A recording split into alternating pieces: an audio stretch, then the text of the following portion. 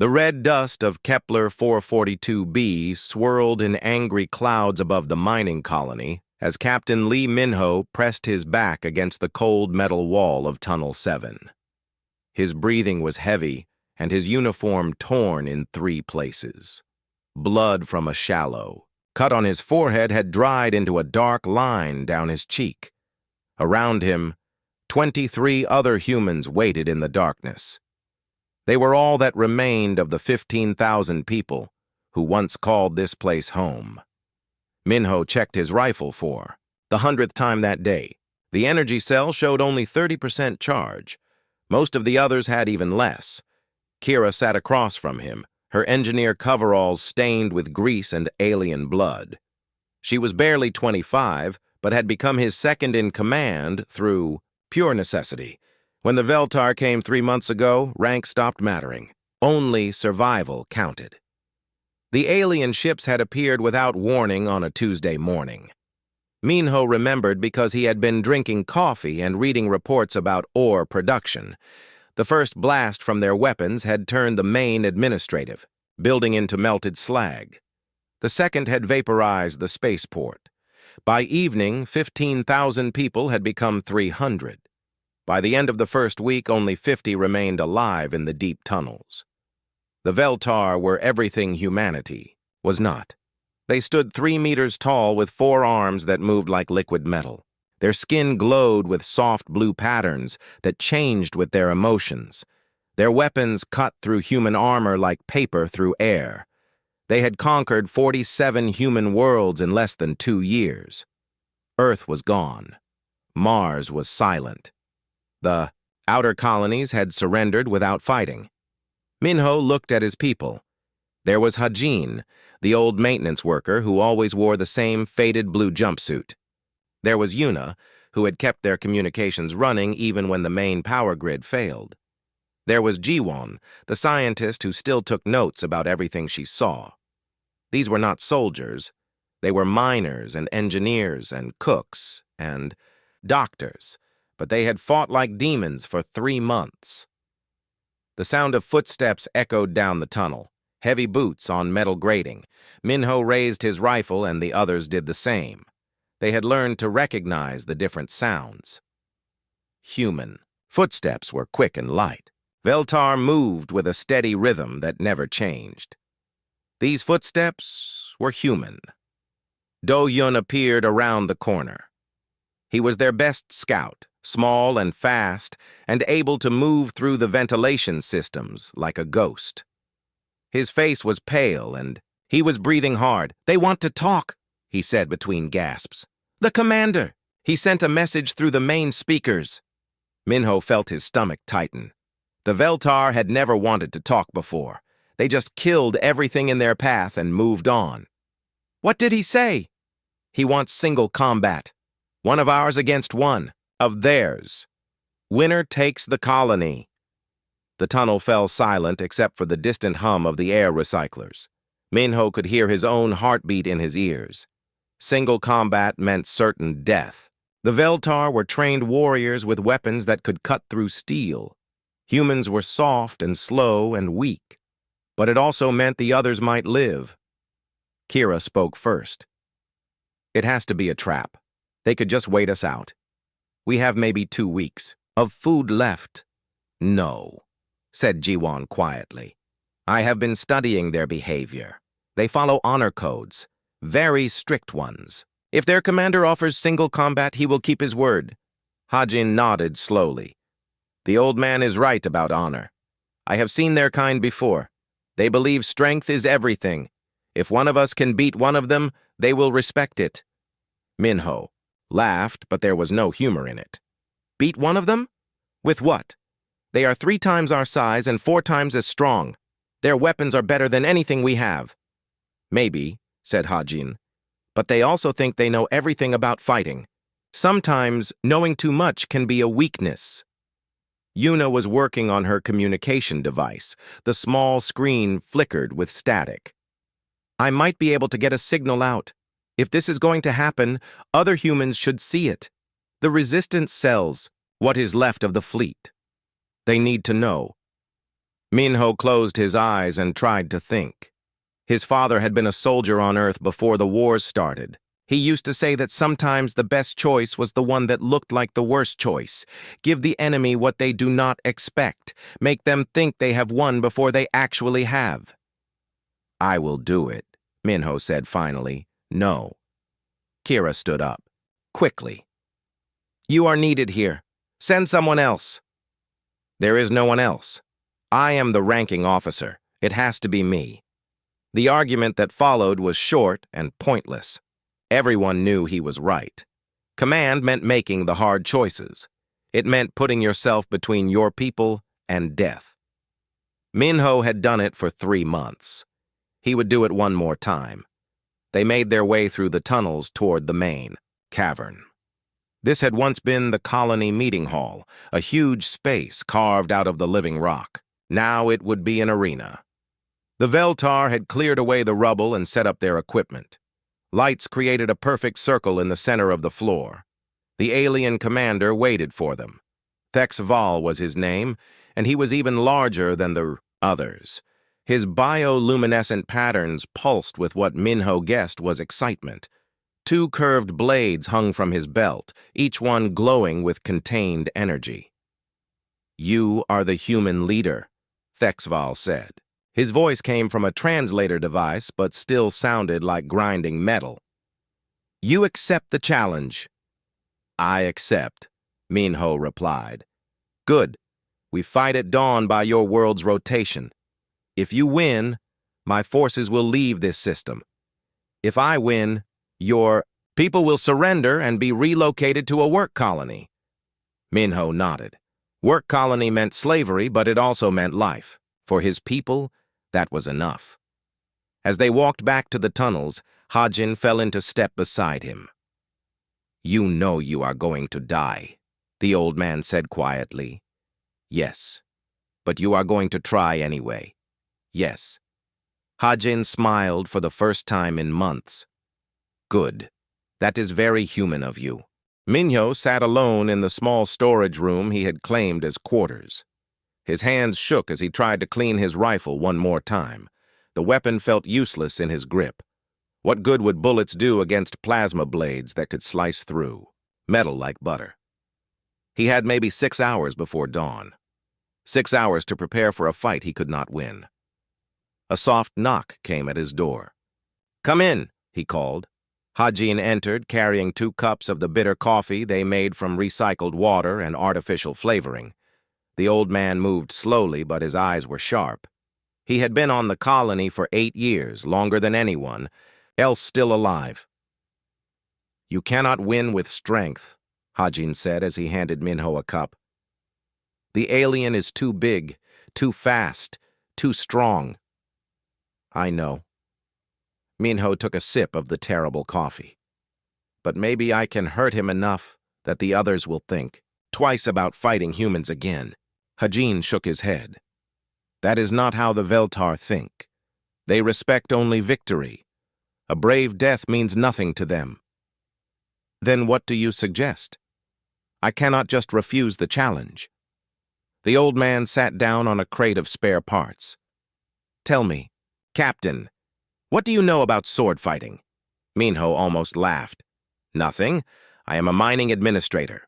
I learned to shoot a rifle in basic training, but that was 10 years ago. I thought so. Hajin was quiet for a long moment. Then he spoke in a different voice, softer but somehow stronger. I was not always a maintenance worker. Before I came, here before the colonies, I lived on Earth, in Seoul. My grandfather taught me Kumdo when I was young, Korean sword fighting, very old art. Kumdo? Minho had never heard the word before. The way of the sword, not just swinging a blade around. It is about patience, about watching your enemy, about using his strength against him. Hajin stood up and moved to the center of the small room. Show me how you would hold a sword. Minho felt stupid, but he stood and pretended to grip an invisible weapon. Hajin looked at his hands and nodded. Wrong, but that is expected. You hold it like a tool, like a hammer or a wrench. But a sword is alive. It wants to move. You must let it flow. For the next hour, Hajin taught Minho the basics: how to stand, how to move, how to breathe. It felt impossible at first. His muscles ached, and his movements were clumsy. But slowly, something began to click. "The Veltar fight with 4 arms," Hajin explained. "Very impressive, very powerful, but also very predictable. They have patterns. All trained fighters do. The trick is to break the pattern." "How do you know about Veltar fighting?" Minho asked. Hajin pulled out a small data pad. "I have been watching the recordings from other worlds, other duels. The humans always try to match their enemy's strength, always fail." The recordings were hard to watch. Human champions from 12 different worlds, all dead within minutes. The Veltar moved like dancers, their 4 blades cutting perfect arcs through the air. The humans looked slow and awkward by comparison. "See there," Hajin pointed at the screen. "The human tries to block all 4 attacks at once. Impossible. But watch the alien. His lower left blade always comes in the same angle, same timing. He cannot help it. It is how he was trained." Minho watched the recording again. Hajin was right. Despite the speed and grace, there were patterns, habits, things that never changed. Meanwhile, in the communication center, Yuna was working frantically on her equipment. She had managed to boost the signal by routing power from 3 different backup systems. It was dangerous and probably illegal, but laws did not matter much anymore. "I have got something," she called to Kira, who was helping her. "Weak signal, but it is getting through. I can reach at least 6 resistant cells and maybe the fleet remnants near Proxima." "How many people are listening?" Kira asked. "Hard to say. Maybe a few thousand, maybe more." Yuna adjusted the frequency and the static. Cleared slightly. "They need to see this. Whatever happens tomorrow, they need to know we did not give up." Back in the storage room, Hajin was showing Minho something called the water stance. "Veltar are like mountains," he explained. "Strong, hard, unmovable. Water always beats mountains, not by being stronger, by being flexible, by finding the cracks." "I do not understand." "You will. When the time comes, your body will remember. That is how Kumdo works. The mind thinks too much. The body knows what to do." They practiced until Minho's arms felt like rubber. Basic cuts, simple blocks, footwork that looked like dancing. It was nothing like the powerful attacks he had seen in the recordings, but Hajin seemed satisfied. "One more thing," the old man said as they prepared to leave. "The Veltar believe they are perfect warriors. This makes them proud. Pride is a weakness. Use it." "How?" "Make him angry, confused. Do things he does not expect. Be human." As dawn approached, word spread through the tunnels that the communication link was working. Humans across the galaxy would watch this fight. Some gathered around small screens in hidden bases. Others listened on audio-only devices while hiding from alien patrols. For the first time in months, scattered human resistance cells were connected. Commander Taehyung of the fleet remnant near Proxima received the signal on his damaged ship. His crew of 37 survivors had been running from Veltar hunters for weeks. Now they huddled around their communication station, watching static-filled images from a mining colony they had never heard of. "Sir," his communications officer said quietly, "should we try to help them?" Taehyung shook his head. "We are too far away. All we can do is watch." But as he looked at the faces of his crew, he saw something that had been missing for a long time. Hope. Maybe this mining captain would lose. Probably he would die. But he was going to try. That mattered. In the tunnels of Kepler 442b, Minho strapped on the only sword they could find. It was a mining tool, really. Sharp metal for cutting through rock and cable. Not a weapon, but it would have to do. "Remember," Hajin said quietly, "be water. Find the cracks." The main cavern had been transformed overnight. Veltar soldiers stood in perfect formation around a circle of bright white light. Their bioluminescent patterns pulsed in slow, steady rhythms. Everything about them spoke of discipline and order. These were not just warriors.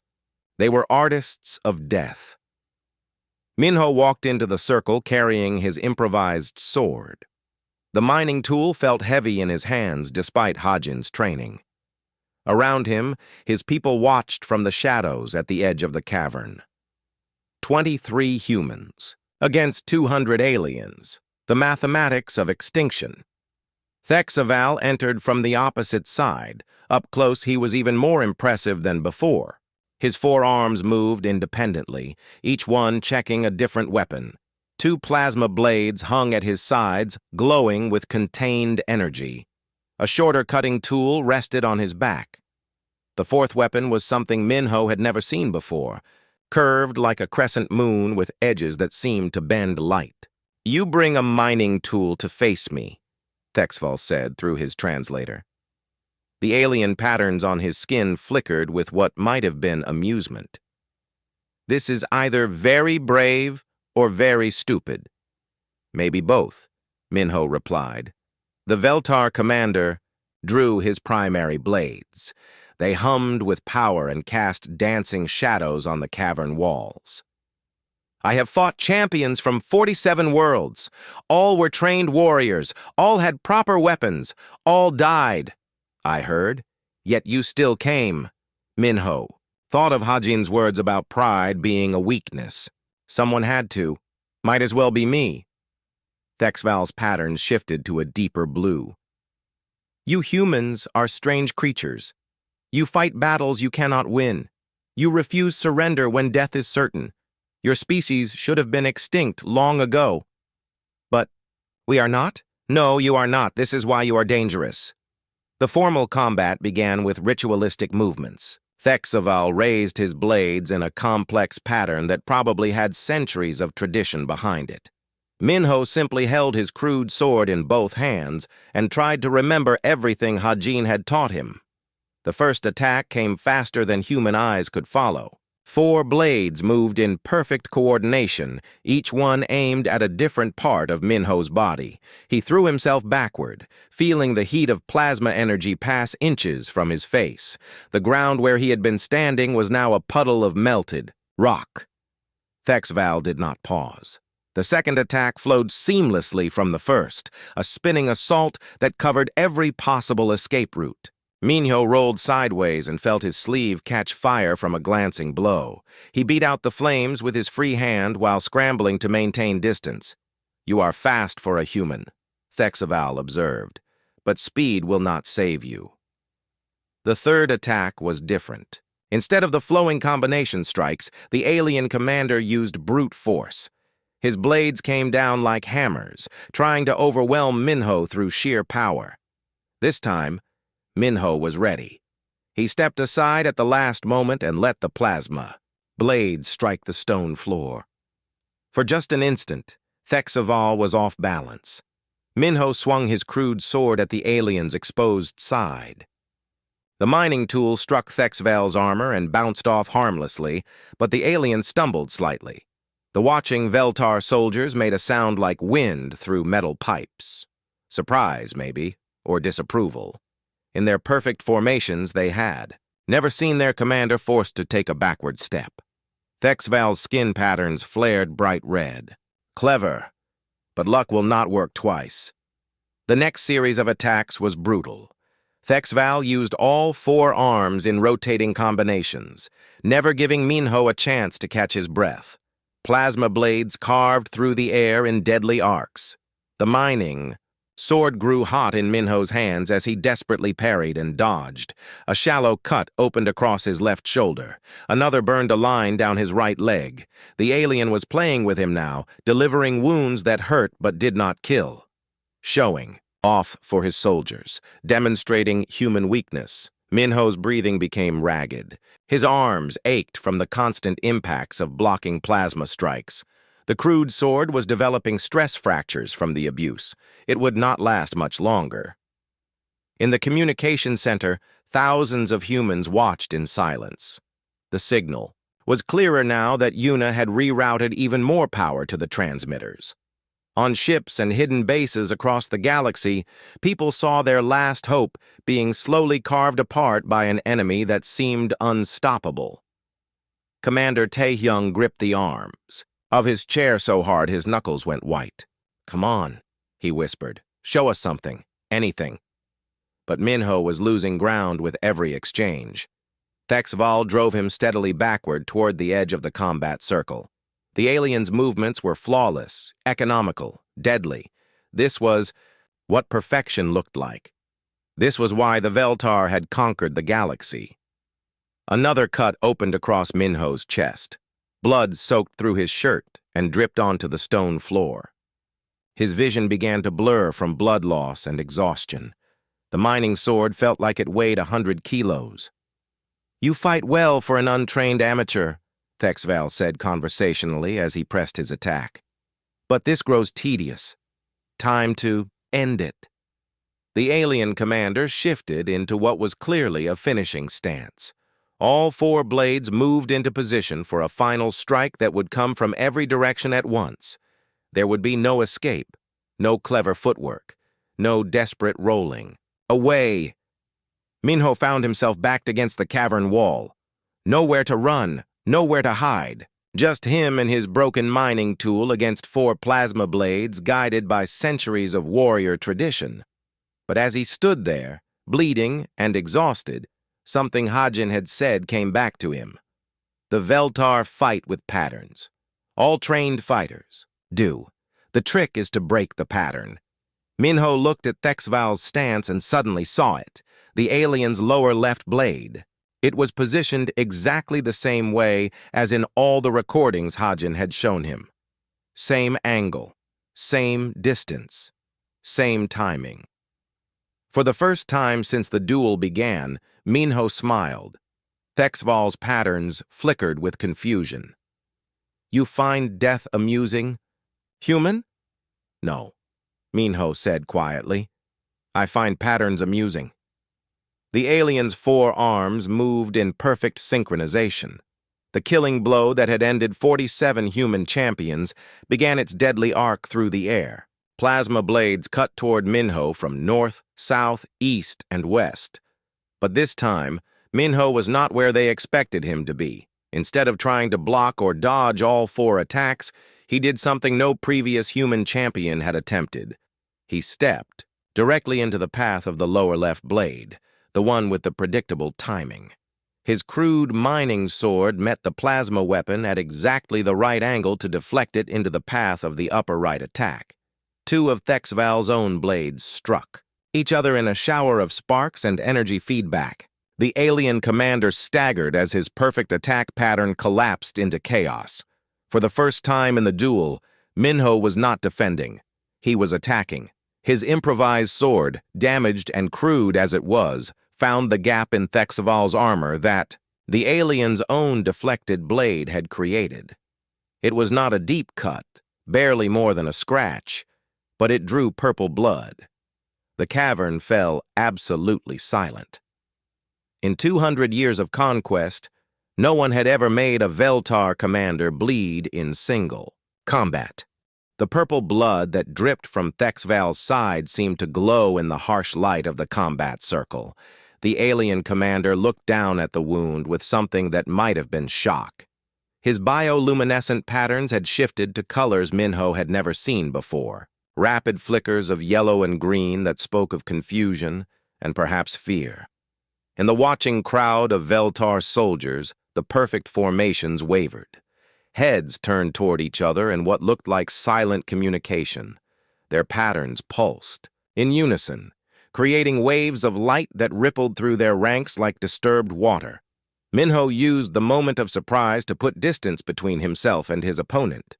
His makeshift sword was nearly broken now, stress fractures running up the blade from where it had struck Thexval's plasma weapon. But it had held together long enough to draw first blood. That was something no human had done before. "Impossible," Thexval said quietly.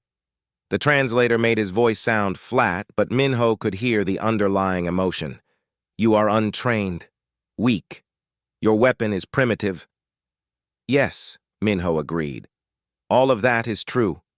Then how? Minho thought of Hajin's lessons about water and mountains, about finding cracks in seemingly perfect defenses. Maybe being untrained is not always a weakness. Thexval's patterns shifted again, this time to deep red. Anger, Minho guessed. Or frustration. The alien commander raised his 4 blades and moved forward with renewed purpose. Whatever surprise had been in his attacks before was gone now. This was pure fury, but something had changed in the way he moved. Where before his strikes had been flowing and graceful, now they were harder, more aggressive, less controlled.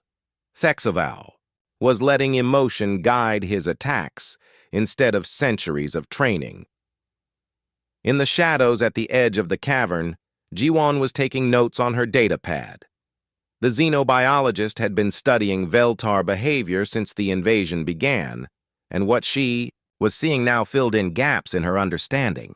Their combat system is ritual-based, she whispered to Kira, who crouched beside her.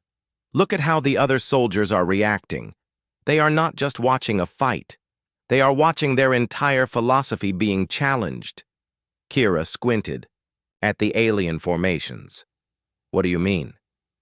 The Veltar believe they are perfect warriors, superior to all other species. But Minho just proved that perfection can be a weakness. He used their own patterns against them. So what happens now? Jiwon watched as Thexval launched another 4-blade assault, this one wilder and less precise than before.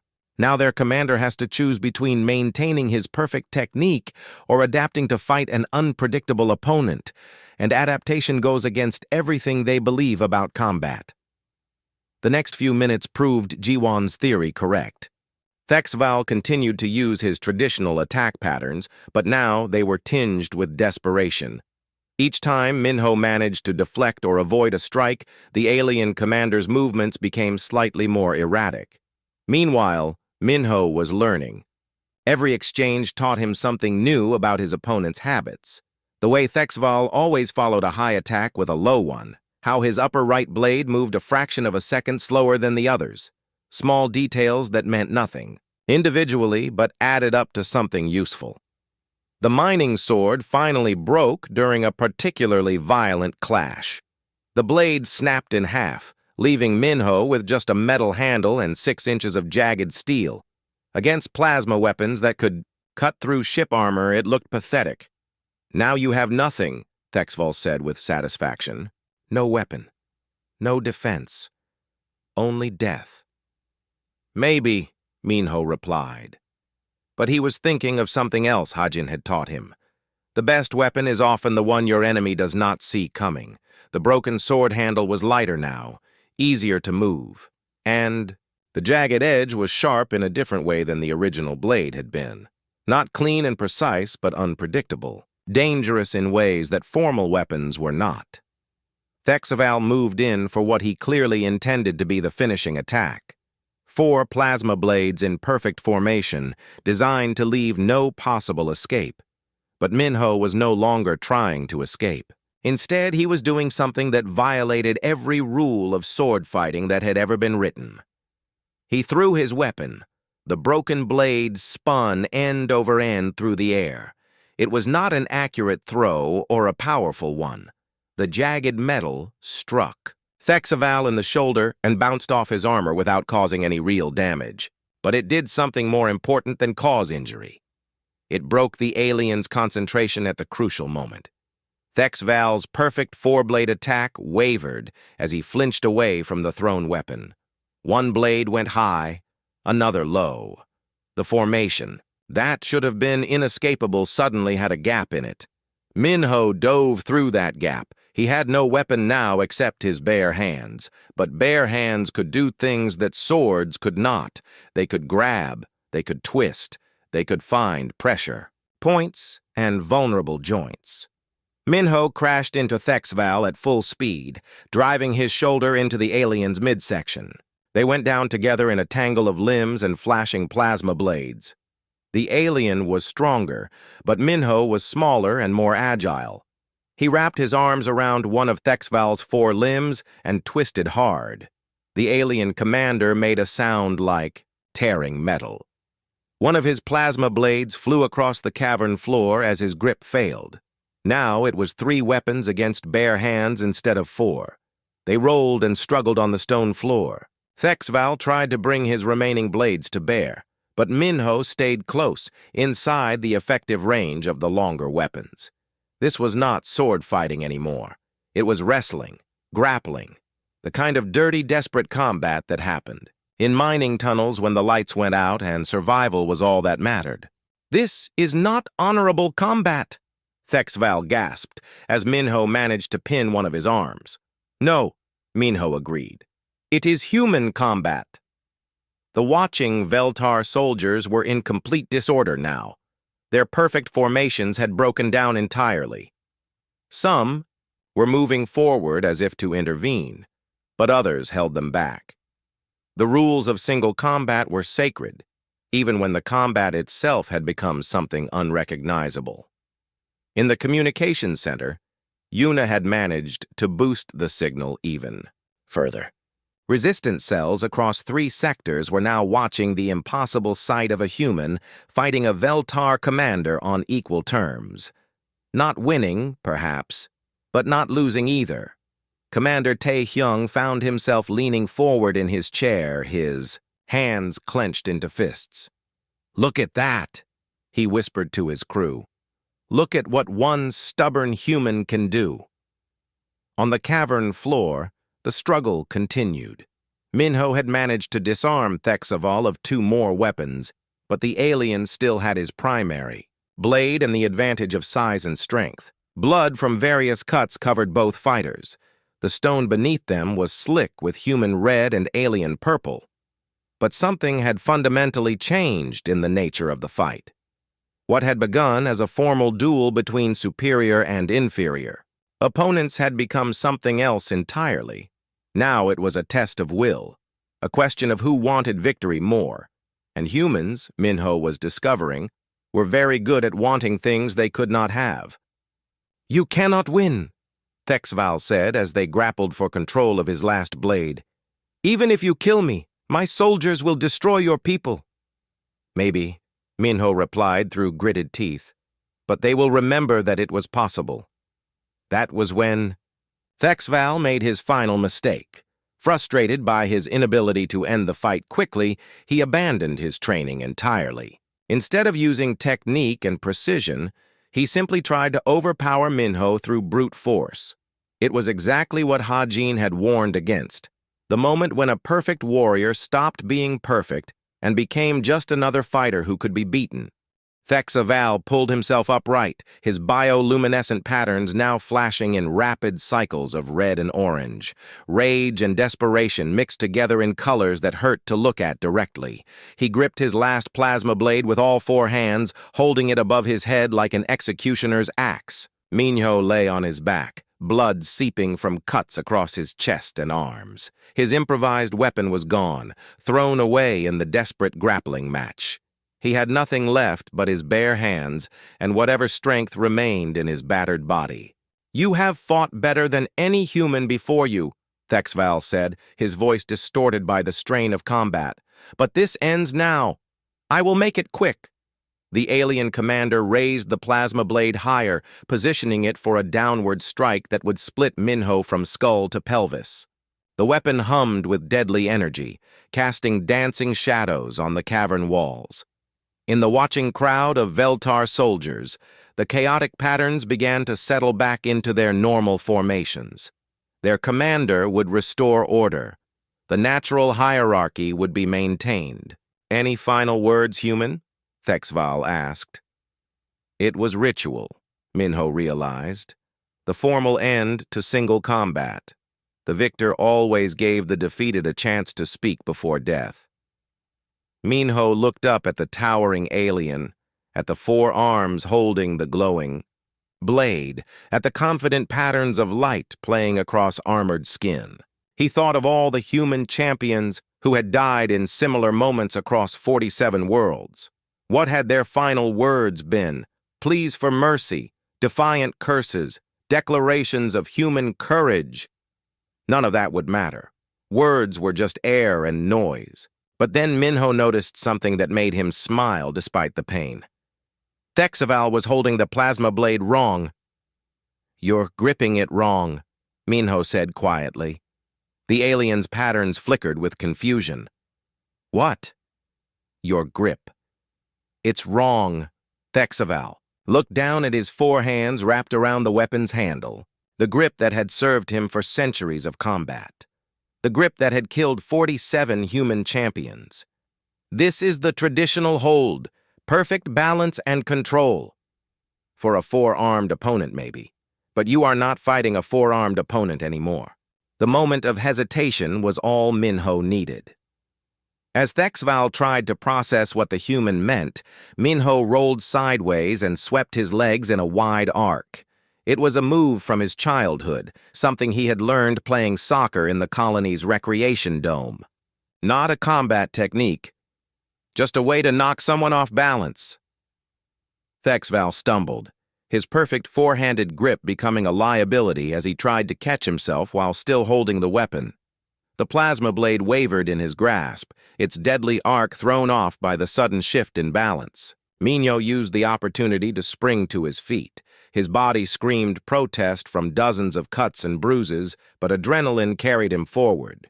He had one chance, maybe 2 seconds before HFY recovered his footing. The alien commander was still holding the plasma blade in the traditional grip, all four hands clustered together on the weapon's handle.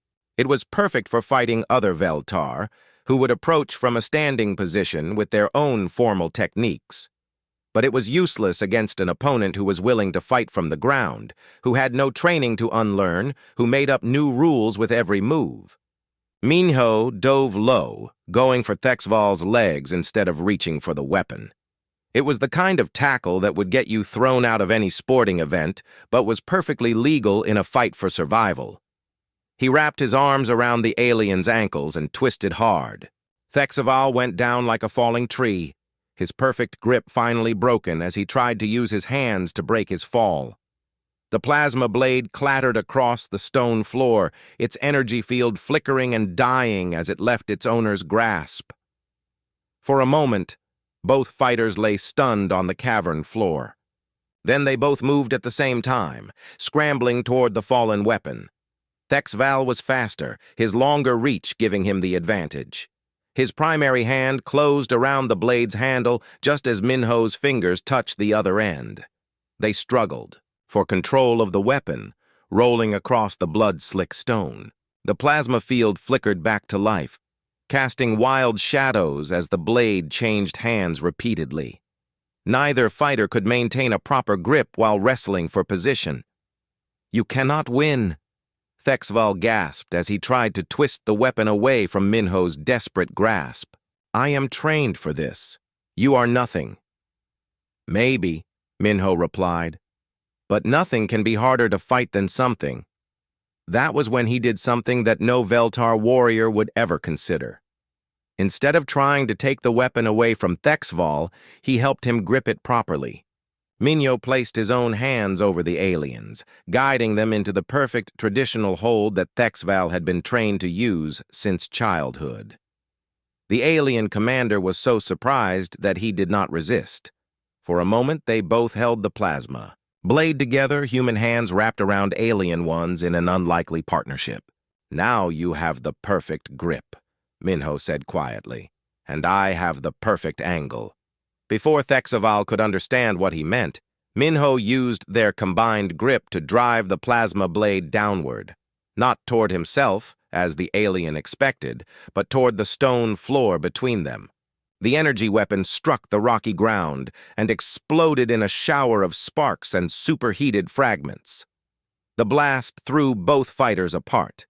Minho felt burns across his back and shoulders as he rolled away from the explosion. But when the smoke cleared, both he and HFY were alive. Neither had been killed by the destroyed weapon. More importantly, they were now on equal terms. No plasma blades, no energy weapons, no technological advantages. Just two beings testing their will to survive against each other. Thexval struggled. To his feet, his bioluminescent patterns dim and flickering. The explosion had damaged something in his armor's power systems.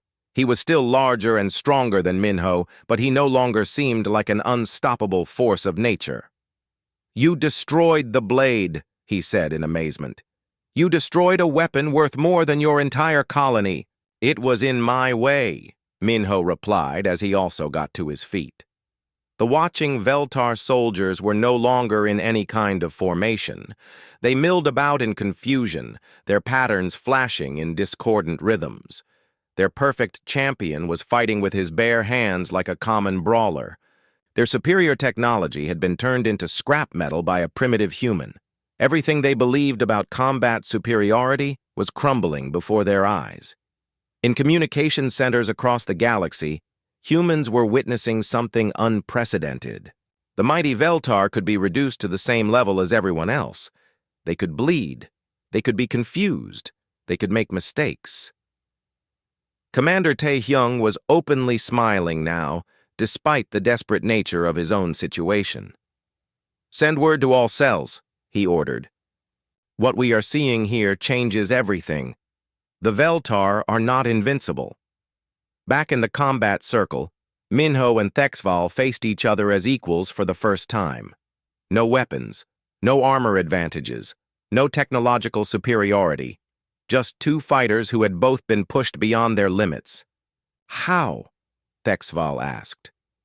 "How does an untrained human fight as well as a Veltar commander?"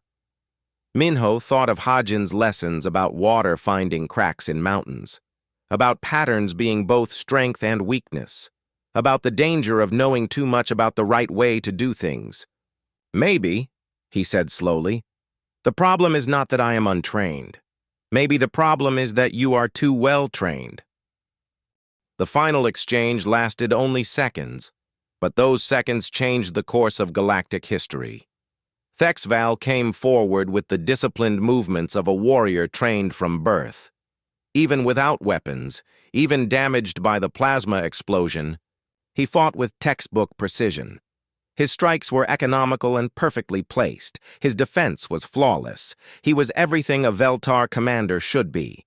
Minho had no textbook to follow, no centuries of tradition guiding his movements. He fought like a desperate human in a mining tunnel, using every dirty trick that 3 months of guerrilla warfare had taught him. He grabbed handfuls of dust and threw them at Thexval's eyes.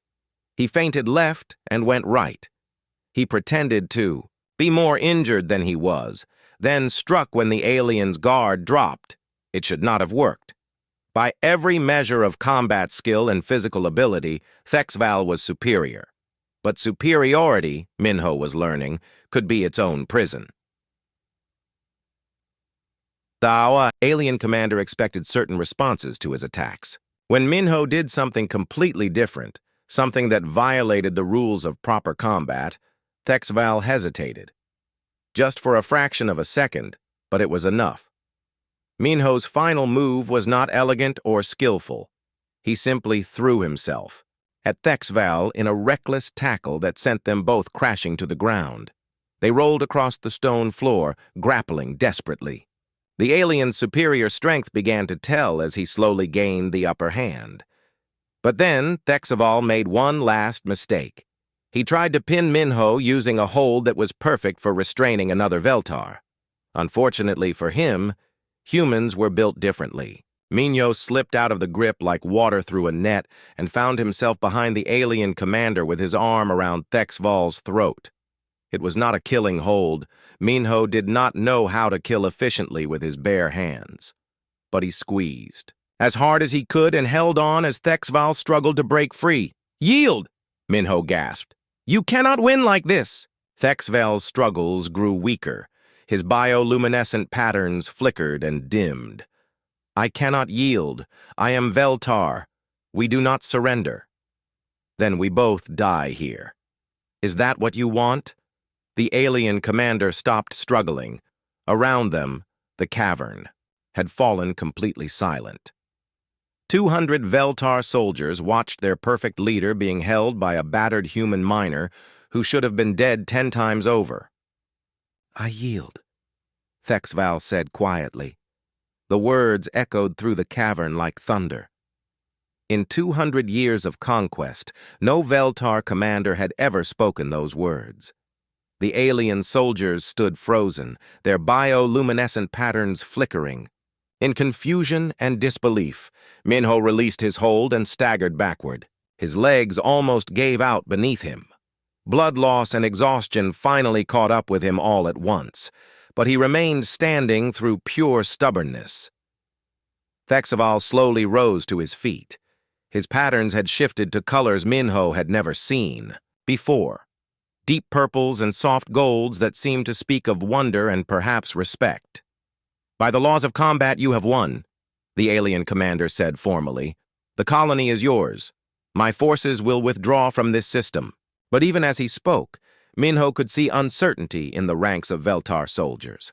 Some were already moving toward the exits, preparing to honor their commander's word. Others hesitated, their perfect discipline cracking under the weight of an impossible outcome. In the communications center, Yuna was working frantically to maintain the signal as power systems overloaded from the strain. The broadcast was reaching further now, touching resistance cells that had been silent for months. Across the galaxy, humans were learning that the impossible had happened. Commander Tae-hyung was already issuing orders to his scattered fleet. "All ships, begin immediate preparation for offensive operations. Target the Veltar supply lines in this sector. If one human can make them yield, imagine what we can do together."